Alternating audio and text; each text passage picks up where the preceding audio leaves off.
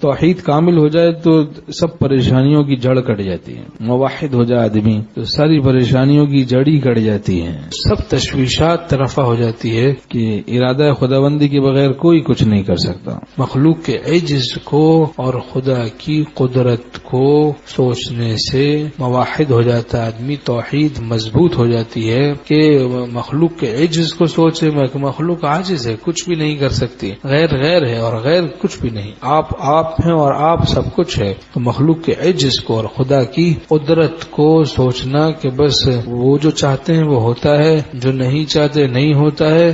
جادو کے بارے میں بھی کلام پاک میں ہے وما هم بضارین به من احد الا باذن اللہ, کہ اللہ کے اذن کے بغیر, اللہ کے حکم کے بغیر, اللہ کی مشیت کے بغیر یہ جادو بھی کسی کو کوئی نقصان نہیں پہنچا سکتا.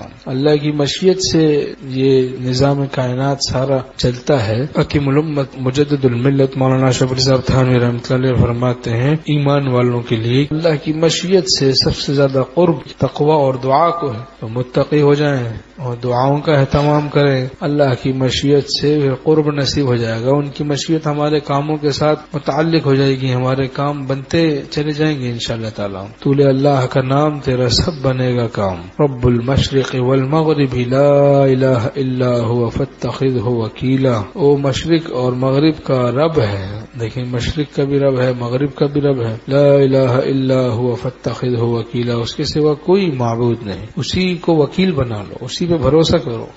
تو اللہ تعالی ہم سب کو اپنا تعلق نصیب فرمائے. بڑی قیمتی دولت ہے, زبردست دولت ہے, ہر وقت کی ضرورت ہے, ہر بگڑی بنانے کے کام آتی ہے. کیا چیز؟ تعلق مع اللہ. ہر بگڑی بن جائے گی, ہر کام سدھر جائے گا اس کی برکت سے. درستی نصیب ہوگی. الیس اللہ بکاف عبدہ, کہ اللہ اپنے بندے کے لیے کافی نہیں؟ بگڑی بنانے کے لیے خدا کافی ہے.